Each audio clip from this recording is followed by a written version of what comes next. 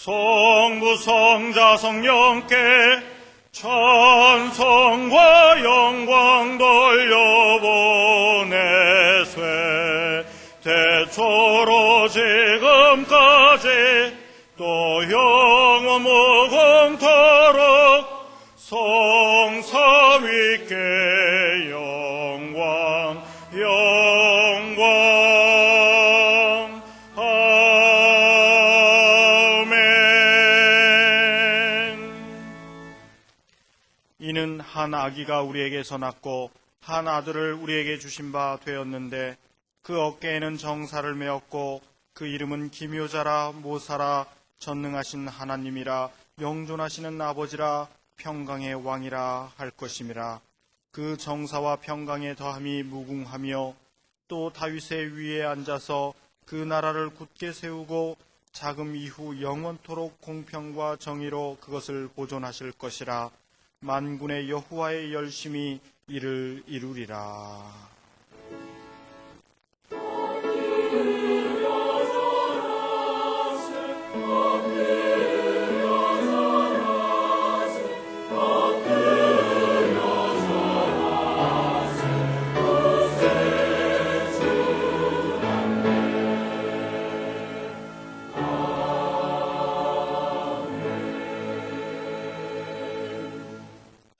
이 시간 하나님께서 우리에게 주시는 구약의 말씀은 스가랴 9장 9절과 10절입니다. 제가 가진 성경으로 1321쪽입니다.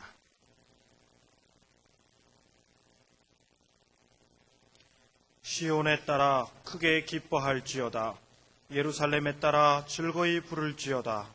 보라, 내 왕이 내게 임하나니 그는 공의로우며 구원을 베풀며 겸손하여서 나귀를 타나니 나귀의 작은 것 곧 나귀 새끼니라. 내가 에브라임의 병거와 예루살렘의 말을 끊겠고 전쟁하는 활도 끊으리니 그가 이방 사람에게 화평을 전할 것이요 그의 정권은 바다에서 바다까지 이르고 유브라데 강에서 땅 끝까지 이르리라. 아멘.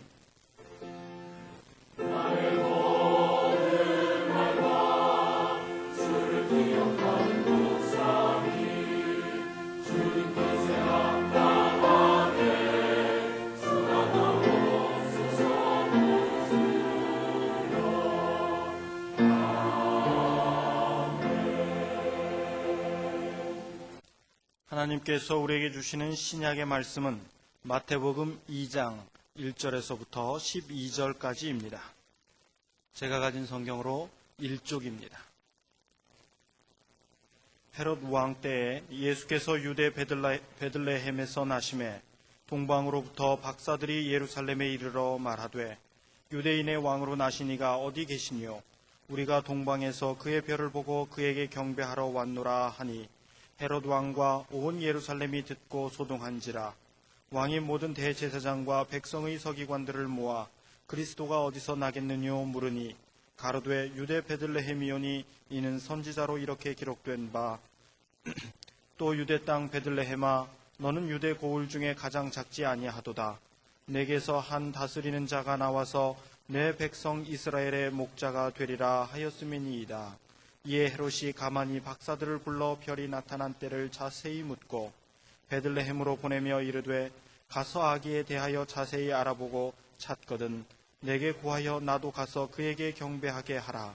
박사들이 왕의 말을 듣고 갈새 동방에서 보던 그 별이 문득 앞서 인도하여 가다가 아기 있는 곳 위에 머물러 섰는지라. 저희가 별을 보고 가장 크게 기뻐하더라.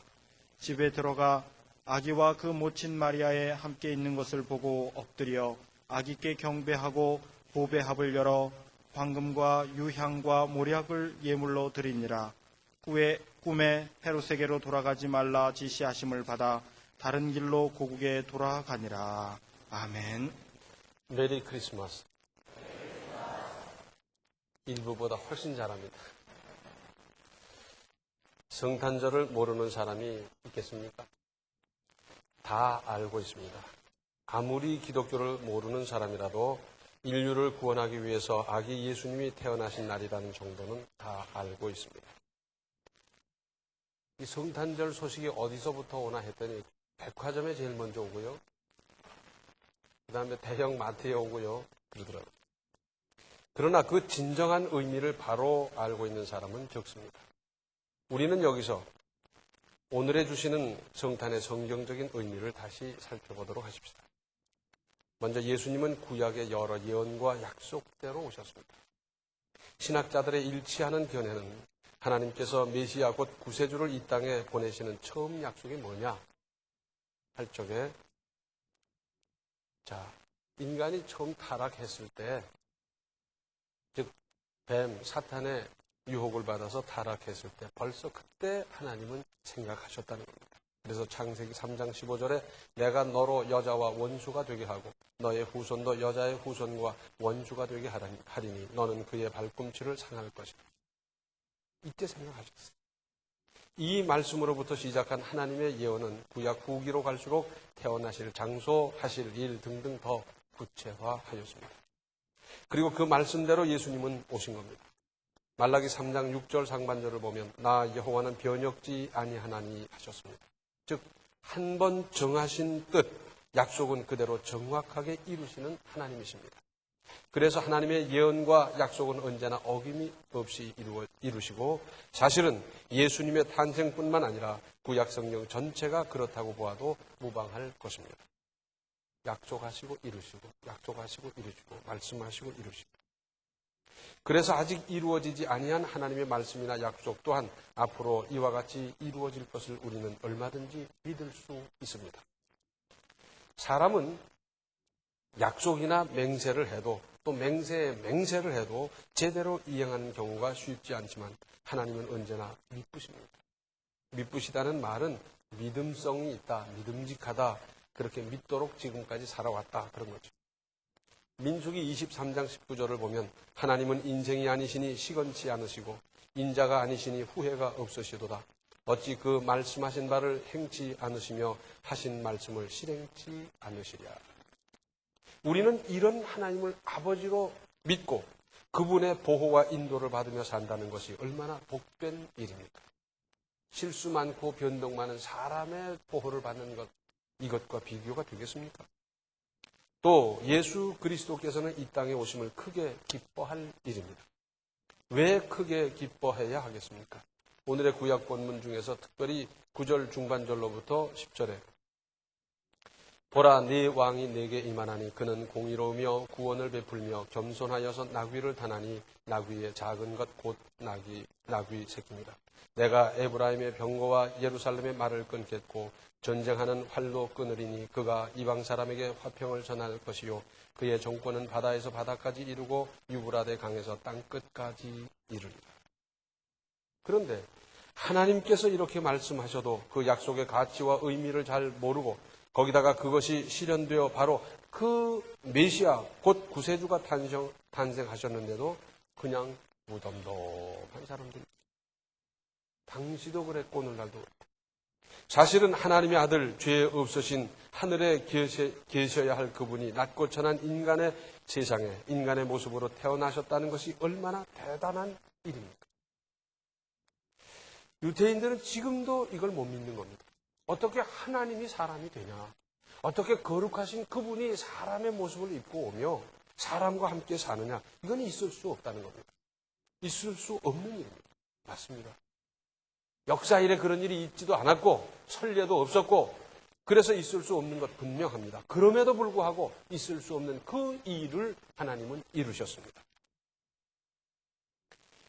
이 일은 하나님께서 인류에게 주신 가장 큰 선물입니다.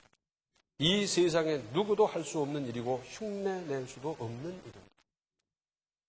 극악무도한 죄인을 위해서 자기의 사랑하는 아들을, 독자를 내줄 사람이 세상 천지에 어디 있으며 그렇게 한다 한들 속죄 구원이 이루어지겠습니까? 죄인을 사랑하고 또 사랑하시다가 드디어는 사람이 되신 예수님. 선지자를 계속 보내도 깨닫지 못하니까 안 되겠다. 그래서 다른 나라의 압제를 받기도 해보고 로마의 압제를 받기도 해봤는데 도저히 안 되겠어요. 내가 가야겠다. 그러셨어요. 요즘 개를 사랑하는 사람이 참 많습니다. 그래서 개를 얼마나 아끼는지. 개 샴푸는 사람 샴푸보다 더 비싸요. 개 치약은 또 따로 있어요. 그리고 미장원에 데리고 가지고 뭐 별짓을 다 해요. 그래서 노인들이 화가 나셨어요. 개만큼 나를 좀 사랑하라. 무슨 말씀인지 아시겠어요? 그런 세상이 됐버렸어요. 개를 위해서 개 먹이를 뭐 애기 이유식보다 더 맛있게 만들어 먹이고 별짓을 다 하는데, 그렇게 끔찍히 개를 사랑하는 사람, 개를 사랑하고 좋아하다 못해서 개가 될 사람이 있겠습니까? 나는 앞으로 개로 태어나서 개와 더불어 살다가 개와 더불어 세상을 마치겠다. 그럴 사람이 있겠어요? 고양이를 또 얼마나 사랑하는지. 고양이를 사랑하다 못해 고양이로 태어나야 되겠다 결심하는 사람 보셨습니까? 그런데 하나님은 하시겠어요. 요한복음 5장 24절을 보면 내가 진실로 너희에게 이르노니 내 말을 듣고 또 나 보내신 이를 믿는 자는 영생을 얻었고 심판에 이르지 아니하나니 사망에서 생명으로 옮겼느니라. 예수님을 믿기만 하면 죽은 다음에 영생을 얻는 것이 아니라 지금 영생을 이미 보증받고 그리고 영생을 소유하며 살 수 있게 된다는 것이고, 또 심판에 이를 필요도 없고 사망에서 생명으로 옮긴 존재, 구원받은 성도로서 살아간다는 겁니다. 아무리 생각해도 생각하면 생각할수록 참으로 놀라운 하나님의 은혜입니다. 그런데 마태복음 11장 16절로 19절에는 이런 말씀이 있습니다.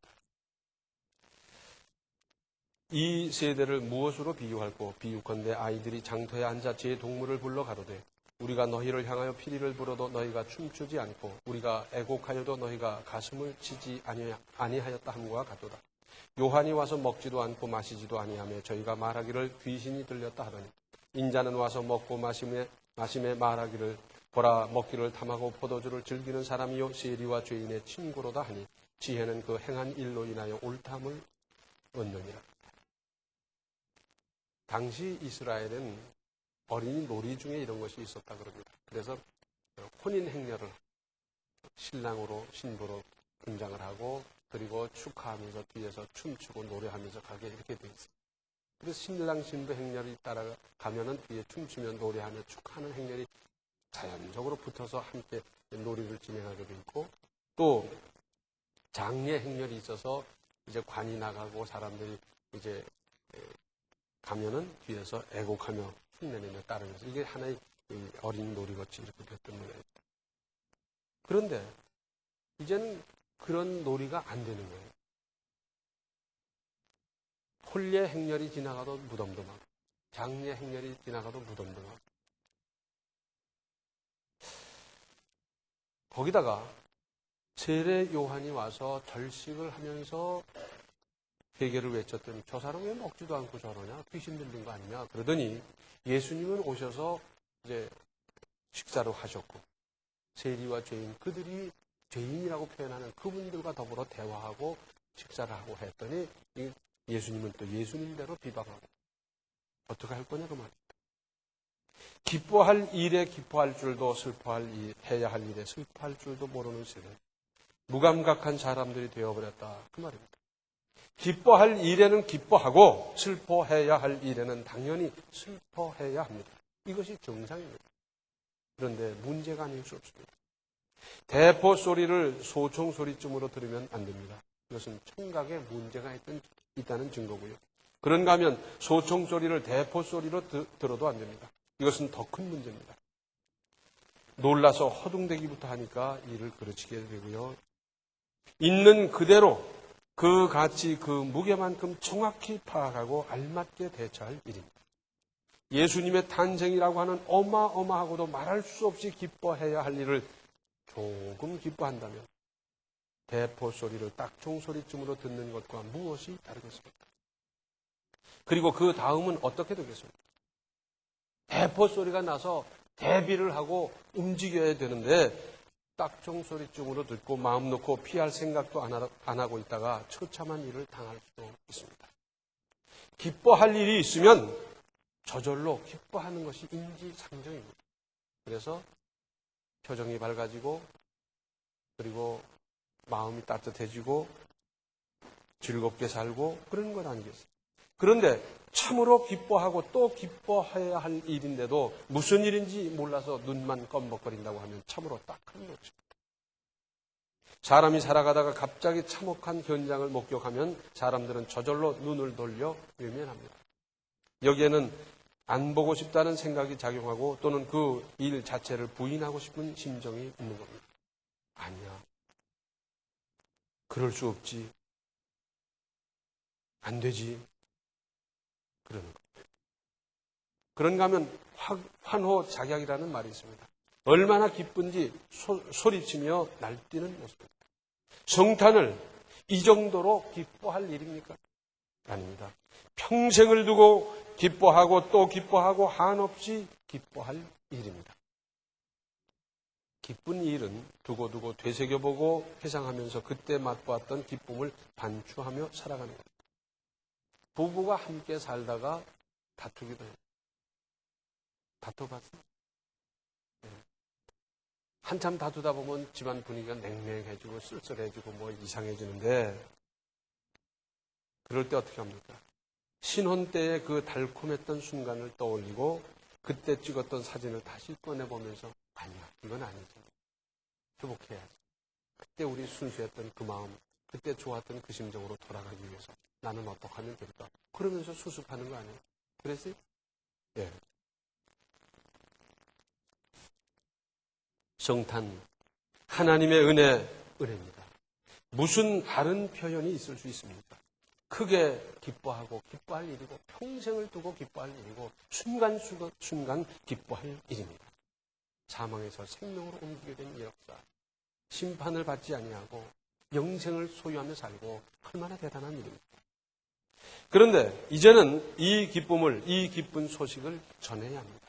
나만 기뻐하겠습니까? 나만 즐기고 숨어서 기뻐하며 즐거워하겠습니까? 전해야 합니다. 이 기쁨을 나누어야 합니다. 구원받은 은혜를 함께 해야 되지 않겠습니까? 지금도 이 은혜를 모르는 사람은 고민과 갈등, 번민 속에서 잠 못 이루고 병이 되고 그러면서 고통당하는 사람이 얼마나 많습니까? 안 믿는다는 사실 자체만 가지고 이미 거기에는 고민이 있고 번민이 있고 잠 못 이루고 다 그렇게 되게 돼 있어요. 예수님을 소유함으로 말미암아 그때부터 우리 마음에 평안이 오는 것 아니겠어요? 이 기쁜 소식을 전해야 합니다. 이것이 하나님의 뜻이고 이것을 위해서 우리를 먼저 부르시고 구원하시는 것입니다. 한 사람이라도 더 구원하시려는 것이 하나님의 뜻이지 하나님께서 한 사람이라도 탈락시키는 것이 하나님의 뜻이겠습니까? 사실 복음, 구원의 가치를 제대로 깨닫고 보면 안전할래야 안전할 수 없고 또한 전하면 믿음이 부쩍부쩍 성장해갈 뿐 아니라 여러 은혜를 새록새록 생생하게 체험하게 됩니다. 왜냐하면 하나님이 가장 중요하게 여기는 일을 하기 때문에 하나님께서 전하는 사람에게 능력 주시고 전하는 사람에게 은혜 주시고 전하는 사람에게 해결을 주시고 전하는 사람에게 문제마다 다 은혜를 주시게 되어 있어요. 안 해본 사람은 몰라요. 해본 사람은 그래서 전해야 되겠다는 것을 더 절실히 느끼면서 계속 전하게 되는 겁니다. 우리 민족 모두가 그야말로 환호작약했던 때가 있습니다. 8.15. 그때는 숨어서 라디오를 듣다가 먼저 라디오를 들은 사람이 동네방네 다니면서 이제 우리는 독립한다, 해방됐다 그러면서 소식을 전했어요. 행여 우리 시골 동네는 모를 새라 자전거를 빌려 타고 30리, 50리를 쫓아가서 동네 사람들에게 이제 일제는 멸망했고 우리는 독립한다, 해방됐다 그러면서 사람들이 거리로 쏟아져 나오는데 그렇게 단속했는데 언제 숨겨두었던지 태극기를 들고 해방 프레카드를 들고 목이 터져라고 만세를 부르고 일당을 줬습니까? 월급을 줬습니까? 거리를 헤매면서 만세를 부르며 함께 기뻐했다 했습니다. 사실은 이 기쁨보다 적습니까? 아닙니다. 훨씬 큰 기쁨. 이 기쁜 일을 우리만 소유할 것이 아니라 두고두고 기뻐할 뿐만 아니라 전하고 또 전하고 그래서 구원받는 무리가 날마다 늘어나는 이 역사를 이루며 성탄을 더 기뻐하시기를 바랍니다. 기도하시겠습니다. 은혜로우신 아버지 하나님, 아무리 생각해도 하나님의 은혜입니다. 생각하면 생각할수록 이런 은혜가 있을 수가 있겠습니까? 이런 은혜를 받고도 저희들이 기뻐하지 아니하고 무덤덤하다면, 애곡을 해도 슬퍼하지 아니하고 이제 춤을 추어도 즐거워하지 않는 이런 세상이 되어버렸다면 어떻게 되는 겁니까?